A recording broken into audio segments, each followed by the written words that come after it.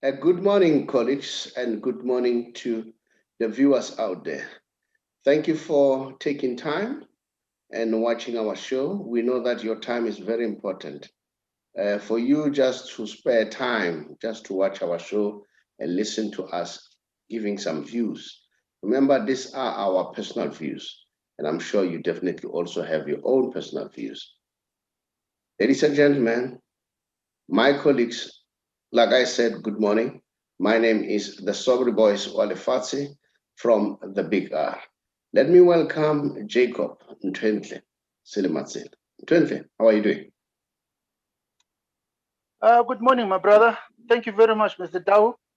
I really can't complain. It's always hectic. We going up and down trying to get information, trying to empower our people. And then we continue to also enjoy the show and have a thorough preparation with them. And also, good evening to my colleague, uh, um, uh, Tsepang, and you too, Mr. Dao. I've already greeted you. And we're looking forward to the show. And I would like to thank the viewers out there for all the goodies that they're bringing to us. We are definitely excited that they are supporting us, and then they're busy commenting, and then they're taking part into our program and into our show. Thank you very much. Last I'm looking forward to the very exciting show tonight. This morning. Last born, come in. How are you doing? Yes, good morning. Good morning, Mr. Chabalala, and to you, Mr. Jackie, and to our viewers there. As we're here again, we thank our viewers also for keep on subscribing to our show and for the likes and the comments.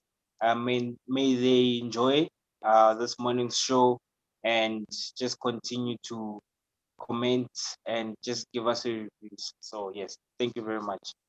And they must continue to subscribe. And I must say, I see that the number of subscription is increasing, which is quite good. We are very humbled and I appreciate.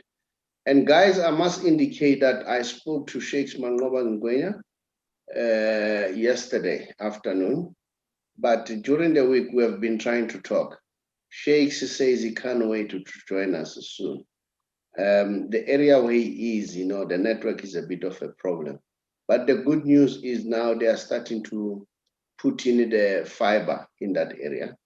So he says, according to schedule, the way they have set up things, by next week, Friday, he may join us. He says he cannot wait to be with us. We really appreciate it. Sheikhs, we are with you. And you know that you are part of us, we understand. Jackie, just give us results, the fixture. We start with local as usual. Thank you, my brother. Thank you so much. Before I start with the results quickly, still on that issue of Sheikhs, I saw another publication today whereby he was quoted saying he should have joined Kaizer Chiefs. Maybe if he joined Kaizer Chiefs, he was going to be more famous.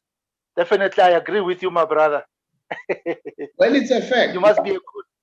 It's a fact. Yes. Look, Kaizer Chiefs might have problems, but Kaizer Chiefs, in terms of numbers and following, they're still the big team in this country.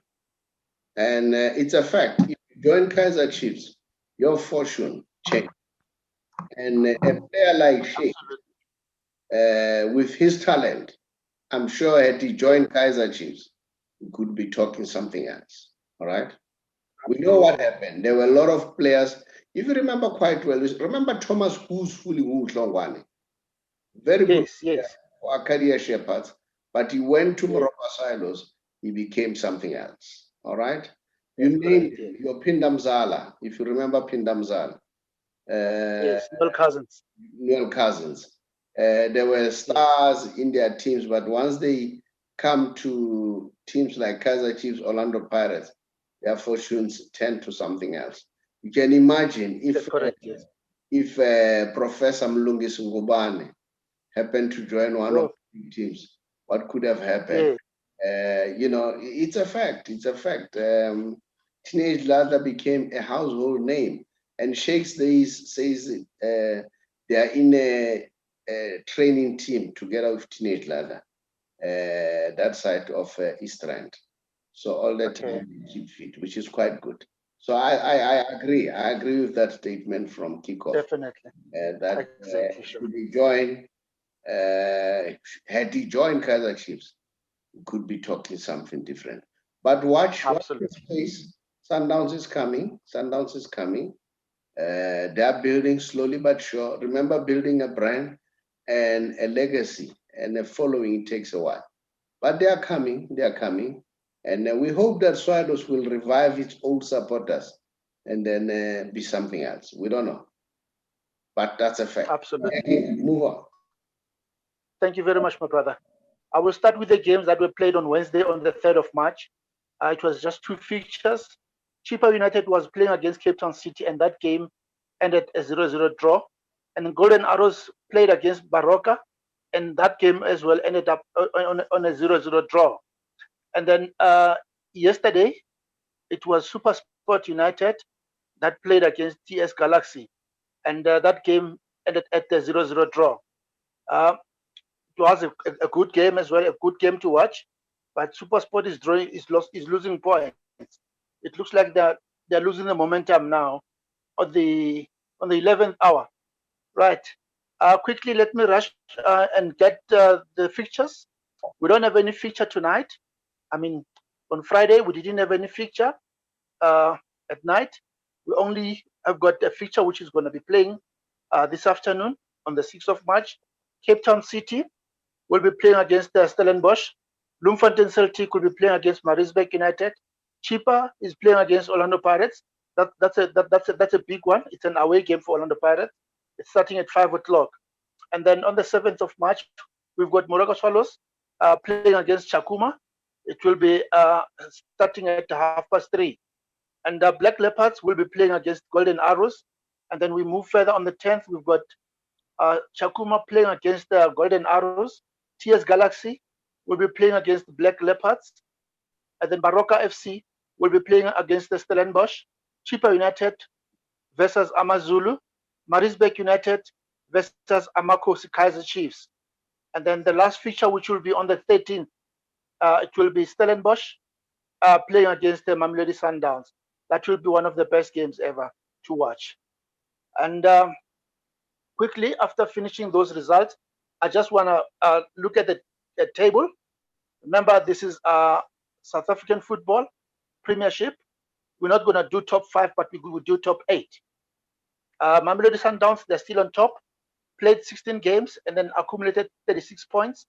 Super Sport United played 20 games and they've got 34 points. Orlando Pirates played 19 games and they've got 32 points.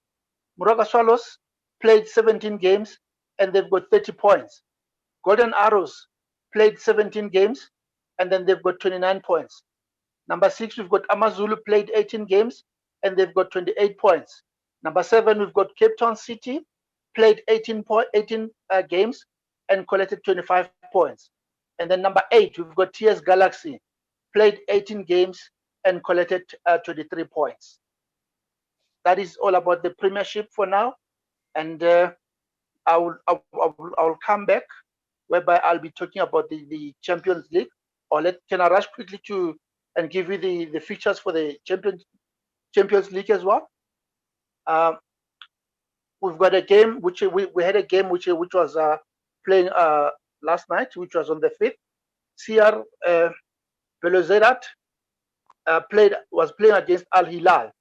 We will announce the results as soon as we get them, as soon as we get the updates. And then this afternoon it will be TP Mazembe playing against Mamelodi Sundowns at 3 o'clock. This game is taking place in Lubumbashi. And then we've got also El Marika playing against Simba. And then Amakosi Kaizer Chiefs playing against Petro de Luanda. This game is starting at 6 o'clock. And then we've got ES Tunis playing against Zamalek. And then we've got Wydad Casablanca playing against Horoya. And we've got Al Ahly playing against Vitesse. That game is starting at 9 o'clock. Those are the fixtures for CAF as well as the DSTV Premiership. I will take this opportunity and go back to the studio. Mr. Tau, back to you, sir. Thank you, Sheikhs. I mean, thank you, Jackie. Thank you, Ntwentle.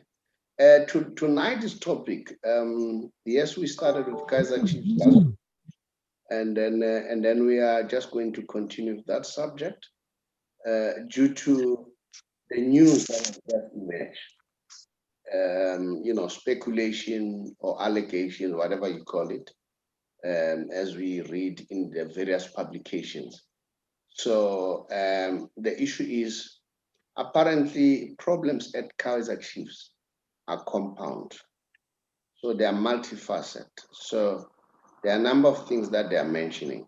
So we are just going to dissect what we picked up in various publications. So now what we want you to do, this time we are not going to ask you to say yes or no. We want to find out whether you agree with these speculations that is roaming around. So those are some of the issues that we want to discuss for tonight. Let's dive into it immediately. And then after that, then we'll be talking about the selection of the squad before we go overseas. Jackie, you may start leading us on the subject. Yes, thank you very much for the opportunity, my brother, once more. And the viewers at home. Remember last week we spoke about this topic. We spoke about a few items. Before we go there, Jackie, sorry, man. My apologies to you and the viewers out there. Guys, let's send our condolences to the Kune family. Remember that Itumeleng Kute has lost his sibling, the sister, in a very tragic situation. So that's one of the problems that Kaizer Chiefs probably are having. Not necessarily that Kune's sister had an impact, but because the fact that Itumeleng is playing for Kaizer Chiefs, I can imagine how his psychology, how his mind is operating in these days. So we say, may her sister soul rest in peace, and then only God knows. We have our plans, but God has a better plan. All right. So I'm sorry about that, Jackie. I needed to mention that. Yeah, definitely our heartfelt condolences to Kune and the entire family. May the sister's soul rest in peace indeed. Yes, as I was saying, the viewers out there, we spoke about this particular topic last week. We touched on different aspects, some of the problems that we unveiled, and then recently we've got more details that some of the details that are coming through. Mr. Dow mentioned that now the situation is it's compound, meaning that now we want to break it down now. There are certain elements that were raised by a certain publication, which is Kickoff. I must acknowledge that it's Kickoff. And yes, psychologically, I think Kaizer Chiefs has suffered starting from the time when they lost the league. It started from there. Psychologically, since then, they've never been the same. The team has never been the same. And then there are so many other aspects. For an example, the changing of the coach. Remember that coaches are different. Coaches are coming up with different tactics. Coaches are coming up with different types of beliefs. And so it's not easy to just change from one coach to another. You take time. You take time to adopt to certain methodologies. I would call them certain didactics, whereby you have to learn and understand the tactics of a particular coach, how he plays, how he wants us to behave as a team. It always takes time. And to make matters worse, there came COVID-19, which affected almost everyone, including us. But remember that in a team environment, it's something that is different. And then now you've got the issue of Kune making those errors, and then conceding those goals, and then people are putting pressure on Kune, and then they think that now he's not doing well and all those kind of things.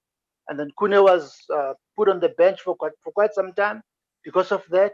And we've seen on TV that there was no good relations between Cunha and his coach. And personally, I think, or I take it that a coach is like a father figure, whereby if the chips are down on my side, I will go to him and say, Father, this and that happened. I'm really sorry. And it's not supposed to happen the way it took place. The coach just embarrassed Kune in front of the whole of South Africa live on TV. I mean, players are also human beings.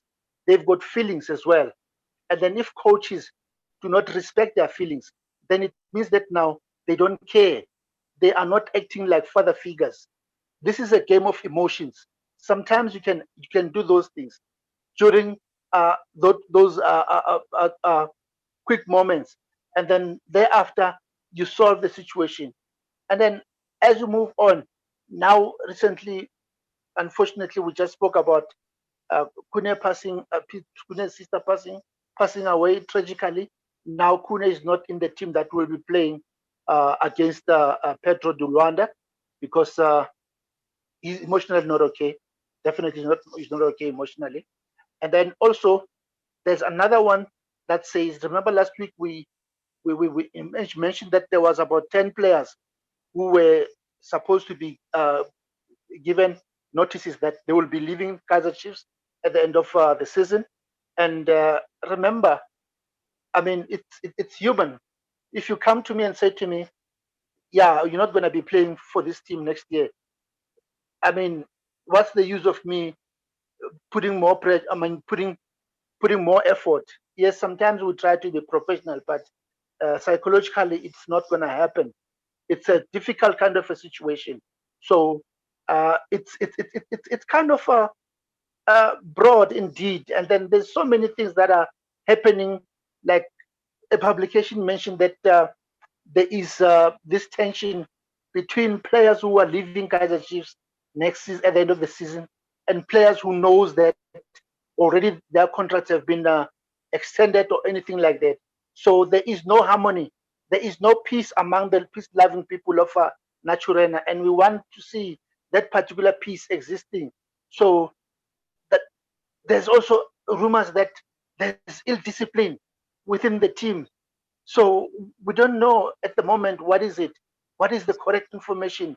But as unveiled by the publication I spoke about, kickoff earlier on, this is one of the things that causes all these kind of problems. Discipline is a major thing indeed.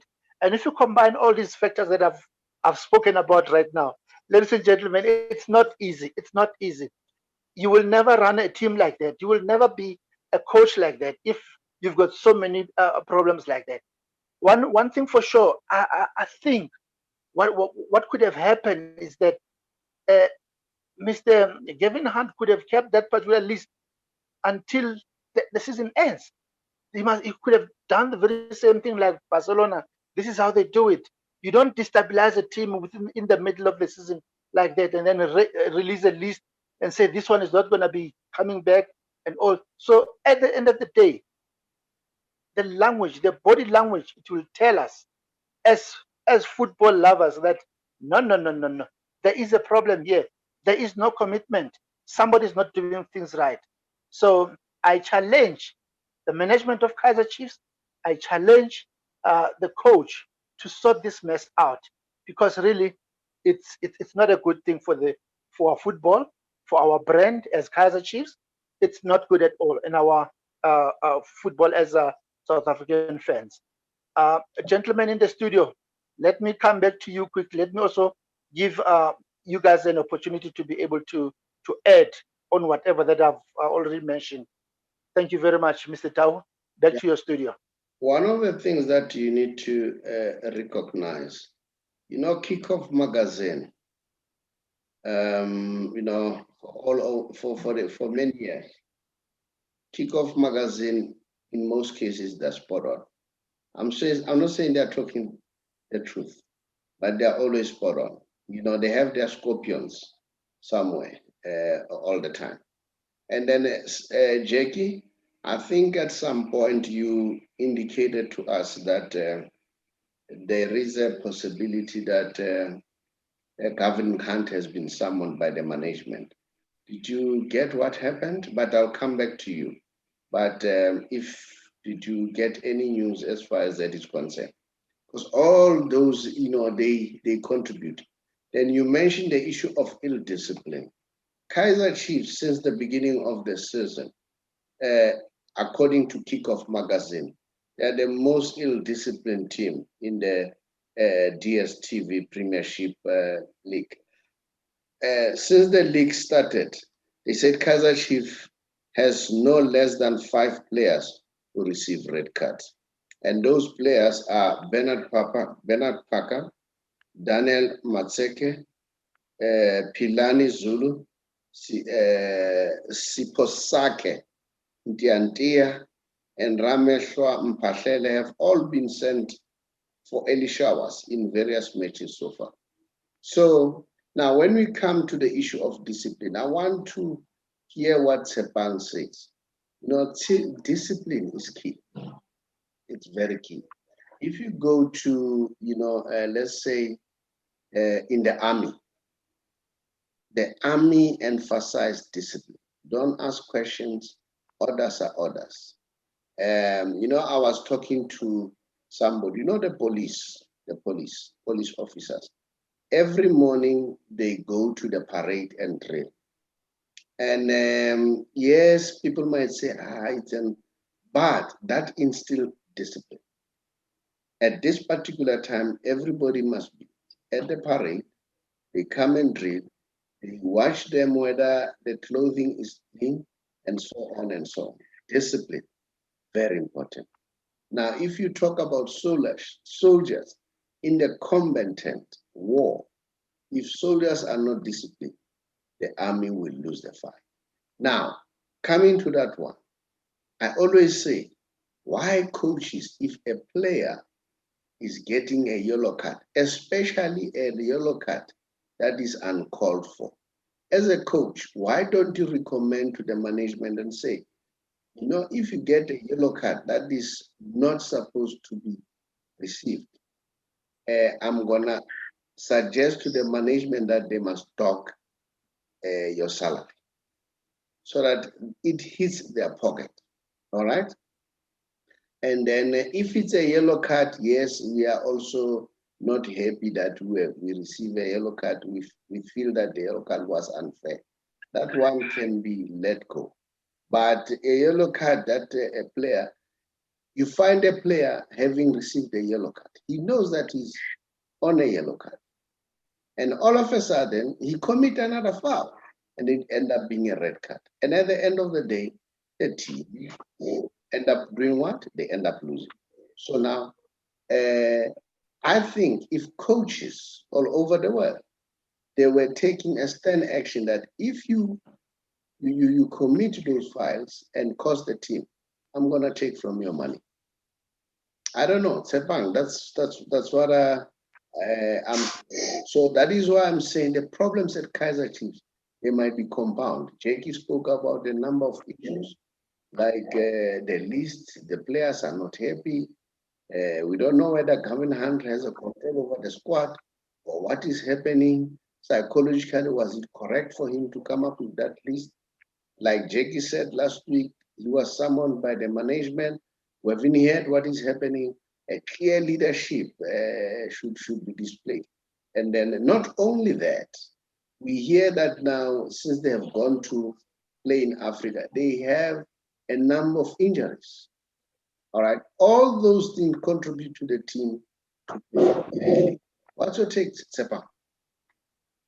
Mr. Shabalala, I think it's 2 ways. It's 50-50, the way I see it, in my opinion. Sometimes you need to be brutally honest as a coach and just be harsh sometimes. I think it was long overdue. Probably him as a coach, he actually thought by actually taking this route of announcing that there's certain players that will be leaving the club, and then there's a number of players that will be coming in the club. Maybe he thought that that is going to work for him, And then maybe certain players, it's also a wake-up call for certain players that they need to work hard. It doesn't mean that if I can tell you that you won't be part of my plans next season or part of my squad next season, it doesn't mean that I won't retrieve you again the following season. Anything can change at the end of the season. What if those set players are told those things, they start forming? So maybe another way of a coach to actually bring out the best in them, the best out of them. So it goes both ways, but at the same time, it affects the club's images. So you see now we're starting to speculate. There's just rumors going around that the clubs is in shambles. There's just a crisis at Naturena. So everything is just a circus. So yes, it creates a bad image on the club and the players too. Some players were human at the end of the day. So certain players also, their morals can go down. Some can feel discouraged. Some feel that they are not worth to actually play for the team. So it goes both ways, but at the same time, it brings out the best in players. I think as an athlete, this should be a wake-up call. So, there's a problem. Kaizer Chiefs, these players are actually thinking that they're bigger than the team. So that's becoming a problem. Or they want to sabotage the team. I don't understand that fact, but you're playing for a big team like that. If you bring the best out of yourself, so where do they want to play? Where else can they go if they leave Kaizer Chiefs? It's a big team. So are you saying that they would rather go for a small team than rather stick to a big team and bring out the best out of themselves and start performing? So that's just something that also players need to start considering, because now I feel Gavin Hunt personally, he's trying his best. I mean, if he would get replaced, if Kaizer Chiefs would want to sack Gavin Hunt, who would fill in those shoes? So, I think the same coach, another coach will still have the same problems, because the players already, their mentality is already down. So there's a mental issue aspect that's going on there. So the players are not coming into the party. There's a certain level that a coach can operate from, and there's only certain things that a coach can do. But other than that, from there, it's up to the players. So if the players feel that they don't believe in Gavin Hunt or they don't believe in his philosophy, but why do they want to sabotage their own careers and the club's image? So you see, that's just something that we should also consider, and they should also consider and look into. So yeah, this whole thing is becoming a problem actually. But I think personally, we shouldn't dwell so much on the coach, but the players are a problem. So if the players can actually fix their attitude, because most of the players are senior players, so senior players need to start rising up, and they should know that age is not on their side also, and their value as players is actually going down. So hence why it comes back to the question that I'm asking, that if they would leave Kaizer Chiefs, where would they go? If those certain players are actually going to be removed from the squad, or if they want to sabotage their own careers by also thinking that, no, we don't believe in the coach, would rather leave the club, where can they go? Where else would they go? Do you think a team like Sundowns and Orlando Pirates would actually sign any Kaizer Chiefs player right now? I highly doubt it. I really highly doubt it. I don't think there's any big team that can sign any big players in Kaizer Chiefs at the moment. So that's just something that we should also look into, and the club should also look into. Jackie has said something very important, that, we are living in a global village. Let's learn from others. Let's look what is happening at Barcelona. Roman Koeman said to Ricky Puig, "You're not in my plans." Ricky Puig said, "I'm not going." He said, "Go and get a team where you can get a game time." He said, "I'll hang in. I'm not going to leave. I'm going to stay here." So that's another attitude that the players should learn. And now Ricky Puig is starting to get game time. Maybe starting to pay off. And Barcelona, they are experiencing a lot of injuries. Now Ricky Puig is getting his time to play. So maybe that's one thing that they should learn. Laporta, a very experienced guy. whom we think is going to be the president after Sunday. Laporta, when they asked him in his campaign of being the president, who's going to be your coach? Are you going to bring new players? He said, no, guys. I don't want to talk about new players or the coach because I need to respect the staff that is there. I'm going to destabilize the team. So probably at this point in time, I must keep mum and give the guys who are playing now and the coach to do the best that they can. If now we start throwing names, we are destabilizing the team. So probably Jakey was correct to say why the list was introduced. Look, I'm not saying Kaizer Chiefs, throughout history, Kaizer Chiefs is one team that gives the coaches a chance. They don't release coaches immediately because remember, coaches, it takes time for them to adjust, at least a minimum of 3 years for them to get to know the team and understand the team. Remember what happened to Pitso Musiman while he was at Sundowns? Some people were saying Pitso should go. And then they stuck around with Pitso. And then the end results, we all know now what happened. So, but I think what Jakey said, what he did publicly to reprimand Kune, as much as he was angry, but he should have an emotional intelligence to be able to control his emotion as a coach.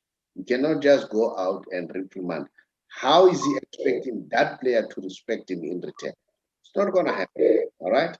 So it's a collective of factors. And then I also spoke about injuries. They have injuries, so that is why things are not going well. Viewers out there, I don't know, throw your own ideas. What do you think, what is the problem? As we get all the snippets, news from all over, from different publications. So probably also pick up something. So probably Kaizer Chiefs management and whoever, they will listen to what we are saying. They will also, these things will ring a bell and start now arresting the situation because the situation have to be arrested because Kaizer Chiefs is one of the big teams in this country. So you can imagine. Guys, I want us to move on. Let's go to the national squad. They have elected the national squad. And then, Sepang, maybe you may lead us as far as that is concerned. Sepang? Yes, yeah, what you have said, you've contributed a lot because it's just a challenge. It's just something that that will need to be fixed. But I guess in the coming days or weeks, that certain aspects within the club can be fixed. So we just hope something good comes out of it because it is a big brand. Talking about the squad now. We have moved on from Kaizer Chiefs. They're talking about yes, no. I just wanted to close that fact up quick. I just want us to for it as Kaizer Chiefs, it's a big team, so it's just something that needs to be fixed as it is a big brand. So we just hope for the best for it. But yes, moving on, going to Europe as the English Premier League was playing this week. So on the 1st of March, we had a game of Everton and Southampton. Everton won that game 1-0. And then we had Manchester City versus Wolves. Manchester City won that game by 2-1. And then 4-1. And then we play Burnley versus Leicester. The game was 1-1. And then we had Sheffield United and Aston Villa. Sheffield won that game 1-0. And then Crystal Palace versus Manchester United. The game was 0-0. And then we had West Brom versus Everton on the 4th of March. Everton won that game 1-0. And then Tottenham Hotspurs, it's coming back It's coming back with Gareth Bale is really on form now, and Dele Alli is actually coming back into the game. They won that game 1-0 against Fulham. And then Chelsea, that was a big game also. Chelsea versus Liverpool, that was a big game. Chelsea's coming up, is rising. Chelsea won that game 1-0. So it's another upset for Liverpool and Jurgen Klopp. So yes, those are the results during the week. And then the weekend's fixtures, we've got a big game also. We've got on the 6th of March first, we've got Burnley versus Arsenal. And then we've got Sheffield United versus Southampton. We've got Aston Villa versus Wolves. We've got Brighton, Oven, where our very own Pesitao plays at. They're playing home, they're playing against Leicester City. And then we've got West Brom. We've got West Brom versus Newcastle United. And we've got Liverpool versus Fulham on Sunday. And then the big one is the Manchester Derby, which is Manchester United versus Manchester City. Manchester City is playing home. It's their home game. And then we've got Tottenham Hotspurs versus Crystal Palace. And then on Monday, it's Chelsea versus Everton. So it's another big game that we should look forward to. And then, yeah, those are the fixtures coming through in the English Premier League. All right. We'll talk about Manchester Derby soon, but you didn't hear what I said. I said, let's talk about the squad. Let me give me to Jackie. Jackie, just give us the people who have been selected to the squad. Then we'll move immediately after that to the Manchester Derby. How do we see the Manchester Derby? Remember, we have the Manchester Derby this coming weekend. We also have the Madrid Derby. So tell us, Jackie, what's your take? The squad. Okay, just 1 second. Okay, it was a very, very good squad that was chosen, definitely, I must say. A very strong kind of a team. I'm going to give you right now, I'm just getting some details quickly here. And then what I'm thinking is that when I was listening to Rob Marawa and the other day, people were always complaining about some of the players who were not playing in their teams, but they were selected. And the coach was asked, why did you leave a player like Ngobo, Ngobo from Kaizer Chiefs, because he's on form. And then he took our youngster who is based in one of the African countries. I'll tell you in not England. I'll tell you now. Just 1 second. Let me just just 1 second, guys. My system is a bit slower today. I hope the network doesn't give me those kind of problems that it sometimes gives me. All right. Just one. Sort out the squad. Let's move on to the Manchester Derby so that we move on. We don't have breaks and whatever. The Manchester Derby. Yeah, just move on. Okay. What's your take? Who do you think is gonna be a win? And remember the two. There's no blood lost here. You know, the two don't like each other. You know. And then the noisy neighbors and the Man United supporters, always when they play, it's a humdinger. It's a humding. So what do you want to tell us? What's your take? Who do you think will win here? And Mr. Shabalala, you know, I won't even be biased with this one. I feel Manchester City are in a good state of form. You know, they are 20 games unbeaten. So a team like that is very, very tough to stop. It's very, very, very tough to stop that team. So I feel like Manchester City are the favorites, obviously, to win the game. But I just hope for an entertaining game, a nice entertaining game. I think it's quite obvious now that Manchester City are going to run away with the points and just move on. So I just hope for an entertaining game. But I see Manchester City taking the points. Yes, yes. I see Manchester City taking the points. Personally, I'm a Manchester United fan, but I see Manchester City taking the points. So, yeah, they're just the favorites within the game. But I also want to see an entertaining game. I want to see an entertaining game. So, yeah, it's going to be a very interesting game. Okay. Who do you think will be the key players in this game? You know, I feel we should watch out for Riyad Mahrez. He's really on form. Manchester City, that's one player on form. Also, the young boy Phil Foden, we should watch out for him. And Ilkay Gundogan, we should actually watch out for him also.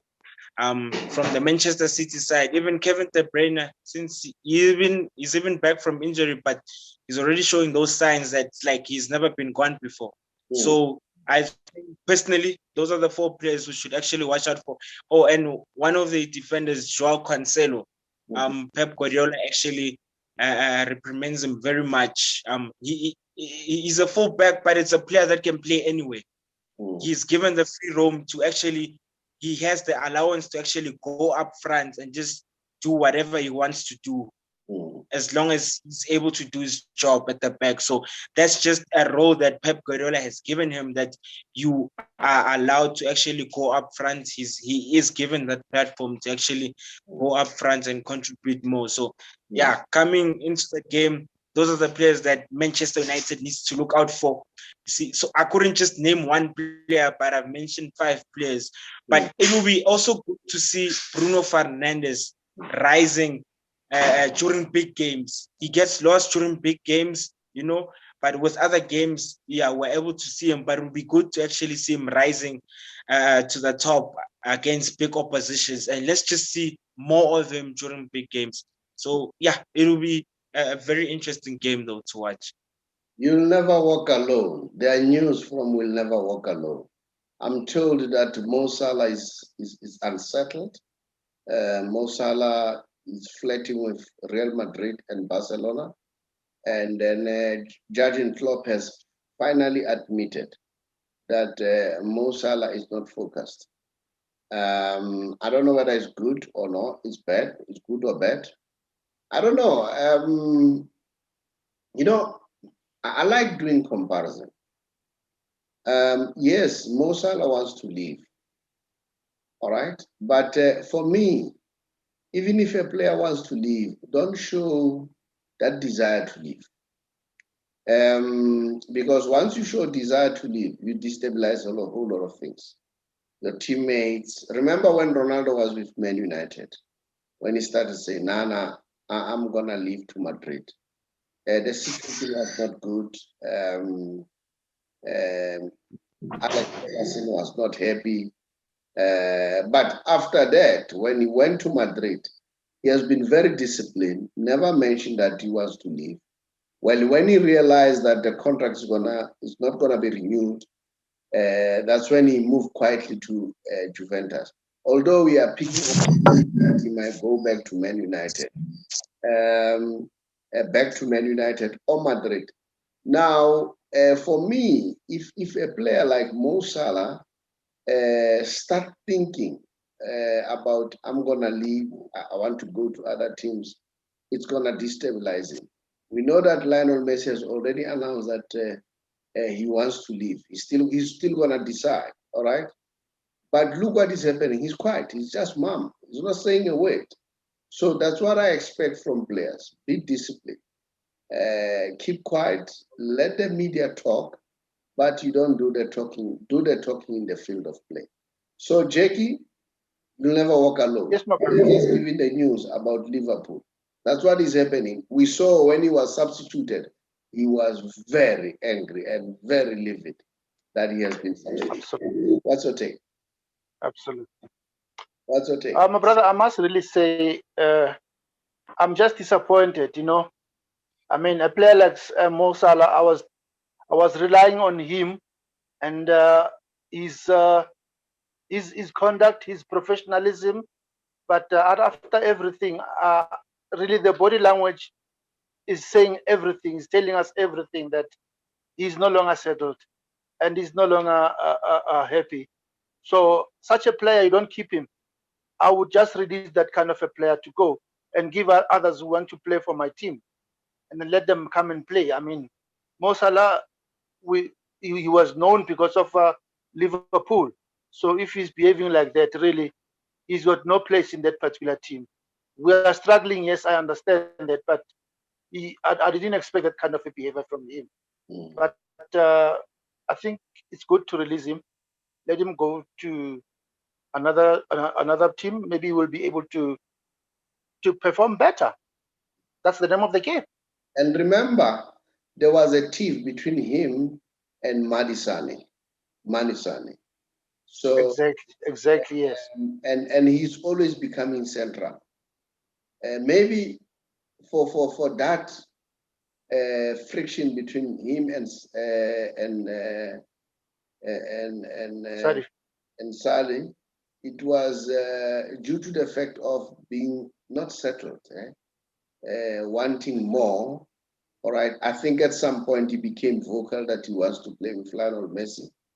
I think Barcelona never reciprocated to his gesture. So, yeah, I don't think it's good for players to behave that way. I agree with you. If a player is not happy, release him. All right, because he's going to destabilize all other players. And I want to say heads off to Klopp.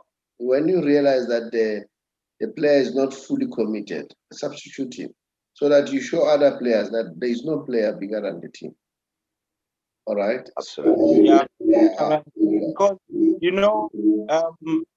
sorry to interrupt you, but when you say that about Jurgen Klopp, he actually did say that the game was too much for Mo Salah.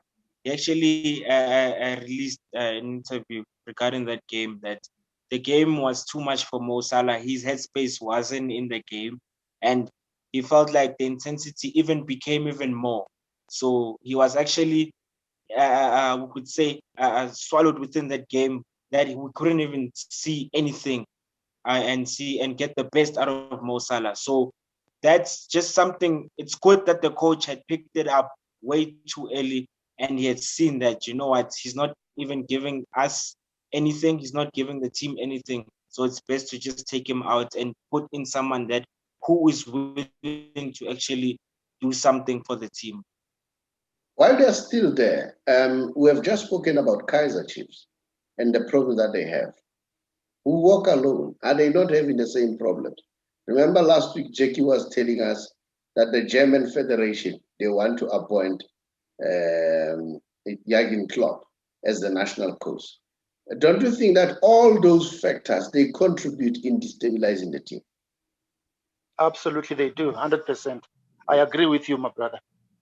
I agree with you. And such a thing is very dangerous, really. I mean, if you look at the situation at Kaizer Chiefs, it's straight comparable to Liverpool, because there's that disharmony within the team. I don't see that cohesion anymore, the way they used to play last year. Last season they were simply untouchable. You see how Man City plays right now. They are hungry. They are destroying everyone who comes along their way. They destroy. So that is how they were last season. But right now, it's a different story altogether. I don't know what could have happened, but sometimes you need a change as a player and as a coach as well. You need to make sure that you rotate your squad. You get new players, and then you build another team while having a certain core. This is exactly what should have happened with Kaizer Chiefs. But I'm hopeful that, and I'm wishing that Liverpool should at least be on the top 4 and qualify at the end of the season. At least I know they won't win the league, but at least if they can be on the top 4, then I'll be the happiest man. And then Mo Salah must be given an opportunity to go wherever he wants to go, and then other players who are deserving that opportunity must be given that opportunity. Straight to the point. Don't you think that the issue of leadership plays a major role? Absolutely, I agree with you. Leadership plays a very important Remember, role. Remember that. remember what's his name again? Remember Pep Guardiola was having problems. Yes. The leadership in Arab, they called him. You know what happened? People said, hey, maybe they are going to fire him. No, they didn't do that. They offered him more contract. And look what is happening now at Man City. So that's leadership and decisive intervention and being resolute as one of the positive arrows, being resolute that maybe Pep is not concentrating and Barcelona, all the presidents are talking about Pep Guardiola. Let's make it a point that Pep will value you, will give you another contract. Remember, people were starting to question that Pep was hired to win the Champions League, and Pep is not winning the Champions League. So those guys, they gave him a vote of confidence. So don't you think that's what should happen with either Kaizer Chiefs or Liverpool? But let me say, we know with Kaizer Chiefs, like I said, Kaizer Chiefs always will give a coach a chance. But maybe somewhere, somehow, leadership and Mr. Kaizer Mtaung, Dr. Mtaung, as I always say, Dr. Mtaung is one of the guys that I respect, who knows football, who has done very well for many, many years. I don't know what's happening now because I expect him now to show that experience now, to say now I need to take charge. I think that's what is required. I need to take charge and see where is the problem. Maybe the meeting that we're talking about, whereby Gavin Hunt was called, maybe that's where things were going to be trashed out to say, look, we don't want negative news anymore. We don't want to destabilize the team. Hopefully things will be resolved. So guys, we can move on. Let's move to the Madrid derby. I don't know, Jackie, you want to participate as far as the Madrid derby? Remember this Sunday, Of course. having a big one, Athletic Madrid versus Real Madrid. So what's your take? No, Okay. the Madrid derby. Come in, yes. Yes, can you hear me? Yeah. Yeah. Yes. No, the Madrid derby is you know, it's gonna be a very interesting game, as it always been. I think Diego Simeone needs to approach the next coming few games of the league in a different way, because I think most teams have seen how they play now, and hence why they're even starting to drop points.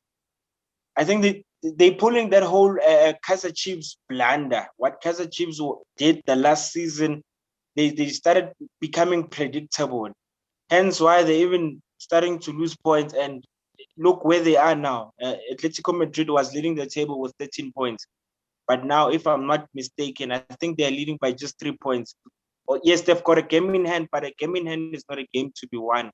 So it's really playing a huge role now, and they are really under pressure. You could tell that they are really under pressure, and Real Madrid is catching up. Barcelona is also catching up now. We all thought that Atletico Madrid are going to run away with the league, but now it seems like we'll be talking a different story in the next coming few games. But it's Atletico Madrid's game to lose, to be honest, because Real Madrid, yes, they are starting to steal points there and there, but they are really not a convincing team, and they also are facing a number of injuries. A lot of players are really inconsistent because one game they're in, or the next game they're not in, and they don't even have the right squad depth to actually say that they're a strong team at the moment. And Atletico Madrid has that. So hence I'm saying that it's Atletico's game to lose, actually, to be honest. But if Real Madrid would win that game, uh, personally, I feel in the next coming games we might see a whole different scenario of this whole league in the La Liga, because now things are about to get interesting. I don't see Atletico Madrid coping under pressure. They already are under pressure, but I don't see them holding and keeping it together for the longest time, because if you get teams like your Barcelona or Real Madrid, if they are ahead within 6 points in the league, they will never drop points. It's very rare for them to actually drop points. They would make sure that they would want to be at the top. So for a team to lead by 13 points and coming back to the points, that should actually start raising questions and, and start telling you that they are really under pressure. And yeah, they just have a lot to deal with. They've got a lot to lose other than other teams. So yes, Atletico Madrid just needs to come to the party and just needs to deliver on the game. So yeah, that's my take on it. Doesn't it boils down to what I said, leadership? If you go to Madrid, Pires, the president of Real Madrid, is continuing to destabilize the team. They lose one crucial game, you start threatening the coach, you leave. And I don't think that's what you need. You know that Zidane is always under pressure. And Madrid, to be honest, like you said, they are not convincing. Vinicius, I wonder when people are saying he's going to be the next Neymar. Not at all.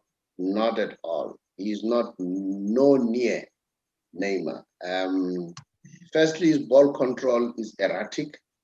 His judgment is very poor. And I hear the commentators in Spain, they say, he's still very young. No. Neymar at that age was very decisive. Messi at that age was very decisive. Look at Pedri, 18, very decisive.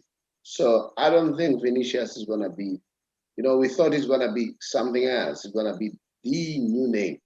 I don't think so. And then you also have, the only person who's adding value at that Madrid team is Karim Benzema. And I wonder if Karim Benzema is not there, what would happen? Now, and another person who's adding value is Ramos. And that is why I'm saying leadership, Ramos has been, crying for the renewal of the contract. That is why he's contemplating of going to PSG. And I think Pires took him a while to become decisive, to decide to say, Ramos, I keep you or I let you go. All right. So I think leadership plays a major role. Barcelona are in crisis now because they don't have leadership. And over what happened, whereby the former president was arrested, Westphal, the CEO, was arrested. We'll see what's going to happen after the elections, whether that will bring stability. Leadership is very key. So that's my concern. Then when it comes to Atletico Madrid, Simeone, that's one coach that I respect. Simeone does not fear any player. That is why what is the guy who left was playing number 9? Diego Costa. He was angry because remember that was one of the players that Simeone would prioritize. But when Suarez came in, the message was clear that we are going to compete for a position. And Diego was not happy. We saw Diego putting Joe Felix, doing very well on the bench. That guy is not afraid. He's not afraid. There is a guy called Llorente there, playing as a midfielder, an attacking midfielder, a very, very good player. Llorente, I think is going to be a big name very soon. And then you've got, what is his name?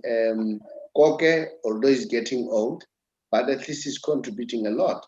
And you have the goalkeeper, John Black, doing well. And don't forget, Madrid goalkeeper is doing quite well. And then I've checked, what is his name? John Black has 12 clean sheets. And then the Madrid goalkeeper, what is his name again? Has 11 Courtois has 11 clean sheet. So that shows that it's neck on neck. So currently, those are the best goalkeepers in the world. The one for Barcelona, Ter Stegen, Jan Black, and also Courtois. Those are doing extremely, extremely well today as we speak. But we'll see what's going to happen. I don't know. The bad result for both teams is to play draw. One must win. That will be a good result. If Atletico wins, good for them. If Madrid wins, good for them too. But the draw will be a bad result for all of them.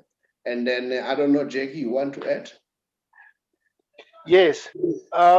One thing for sure, I'm still confident that Atletico Madrid will win this title.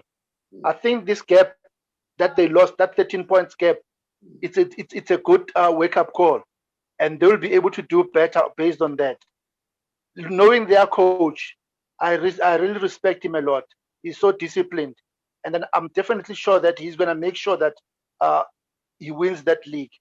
Because if you look at Madrid, they are not convincing. Definitely, they only rely on Benzema and on Ramos. That's it, and then the goalkeeper. So you cannot be able to have a team that wins a championship in that kind of fashion. I'm looking forward to celebrating with Atletico, and I can tell you Suarez is still going to do more damage in that particular team.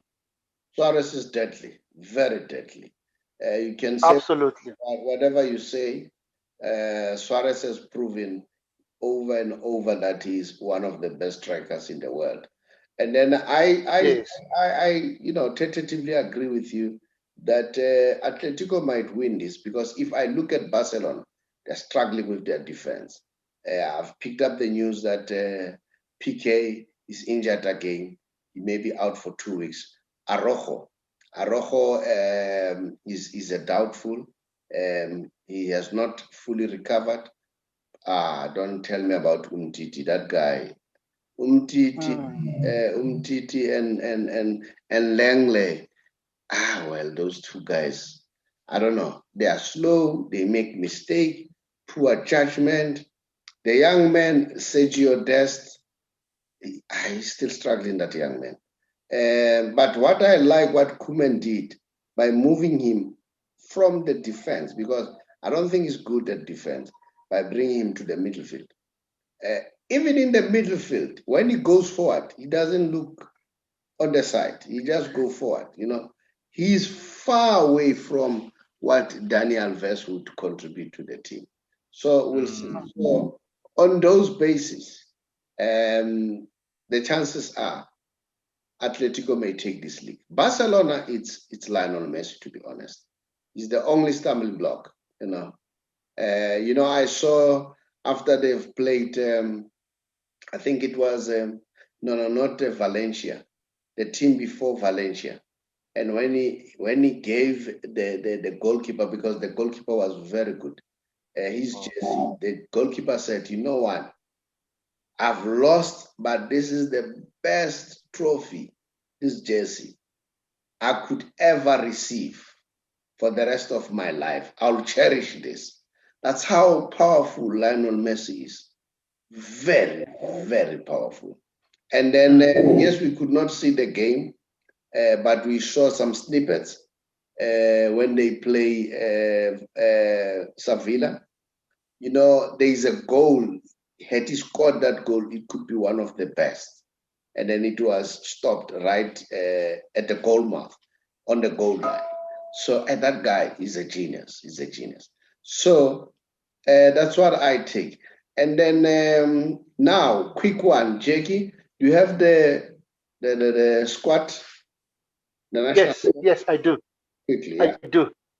Yeah, quickly, before I announce the squad, I just also want to highlight something. The tournament itself, which is the AFCON, has been, due to COVID-19 pandemic, the tournament was moved from taking place this year, and it has now been rescheduled for January 2022.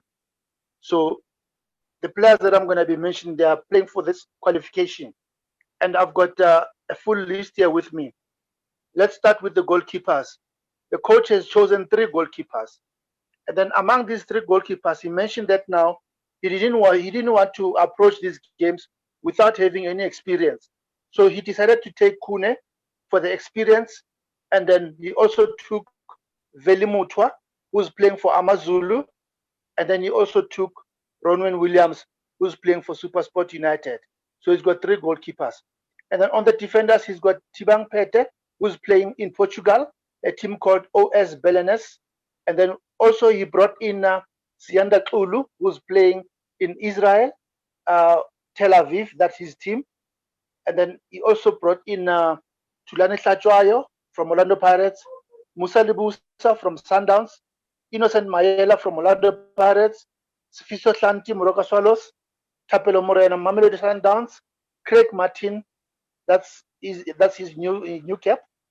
And then midfielders, we've got Rivaldo Coutier, who's coming back again to the team, Temba Zwane, Tulani Serrero, Ben Muswari from Orlando Pirates, Bongani Zungu from Rangers FC in Scotland, Keegan Dolly, Montpellier FC in France, Percy Tau, Brighton in England, Sipo Mbule, Supersport United, Andy Lejali, Mamelodi Sundowns, Luther Singh, Pacos de Ferreira in Portugal, Dean Femen, Calizl United FC in England, and then we've got strikers, which are forwards.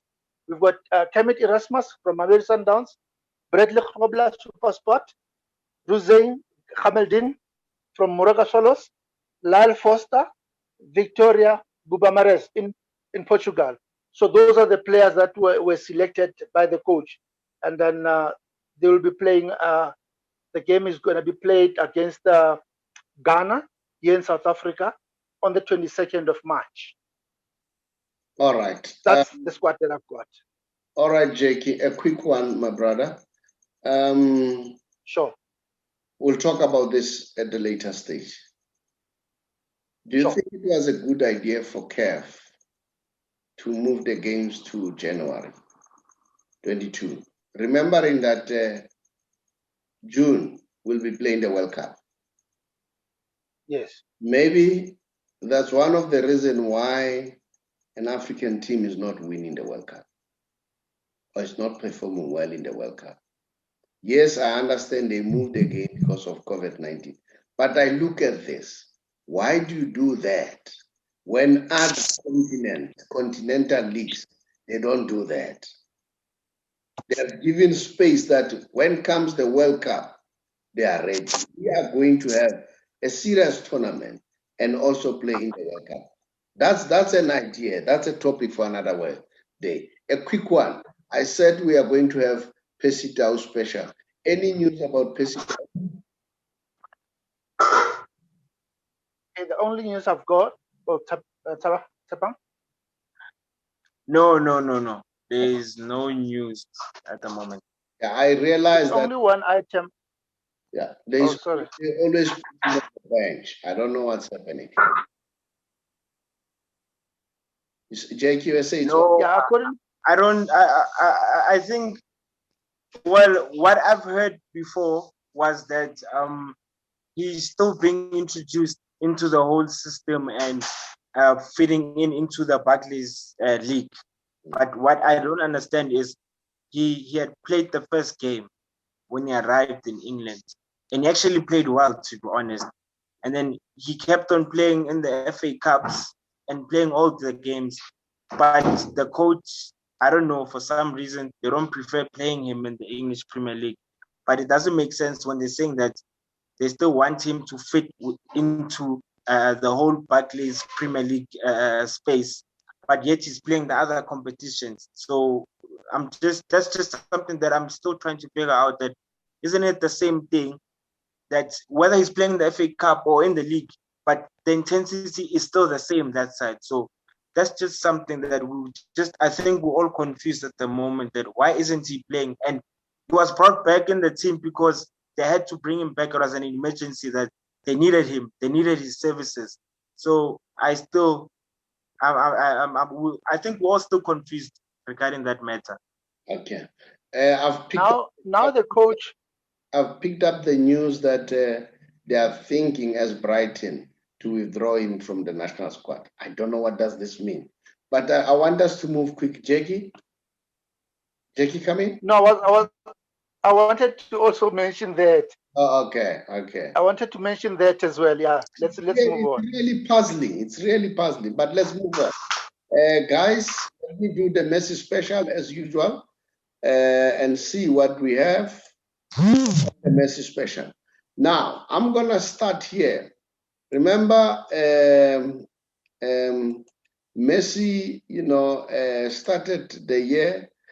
This is the summary of what happened just for this year only. This season, the most goals in La Liga, 19 goals. I'm sure you can see that, Jackie. Yes, okay. The most goals and assists, all right, 23. And now they've added another element now. There's what you call the most opt pre-assist. You know what is that? You No? contribute a ball, and then when one assists that ball, the first one, the one that he contributed, it's a pre-assist. He's got 4. That's Lionel Messi. The most goals outside the box, 5. And then the most big chances created, 14. The most dribbles, this is 2020 to 2021 season, 1998 completed. And then the most third final passes, 686. The most shots on target, 65. So in other words, this guy in La Liga is leading in all those categories. Now, people continue to say he's not the genius. I don't know. I don't know what to say now.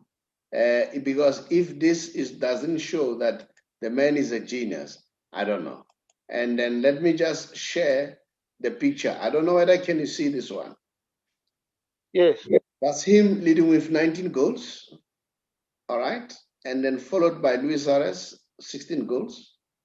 And then number 3, Gerard Moreno, 14. And then number 4, Nesri, 13 goals. Number 12, number 5 or 6, I think it's number 5. 1, 2, 3, 4, 5. Yeah, number 5, Alexander Isak with 12 goals together with Karim Benzema. Now, this is what I always say, the Messi special. This guy is a genius. Many years to come, we'll be talking about this. So that is why we celebrate this guy while he's still alive. Guys, thank you very much. I really appreciate it. Viewers out there, we really appreciate by you subscribing and continue to comment. Thank you very much, guys. We are what we are because of you. Please recruit more people to subscribe and then make sure that you popularize. I thank you. Jackie? Thank you, my brother. Thank you very much to my colleague as well. Yeah. And I'm wishing you guys a lovely weekend. Thank you, Jackie. And to the last thank you, my brother. Last bonus just did the disappearing act. Last born. So on Tuesday morning, we'll be talking to you from Cape Town, isn't it? Yes. Our new studio in Cape Town will be live in Cape Town, yes. Okay, my brother. Thank you. Thank you very much. Cheers.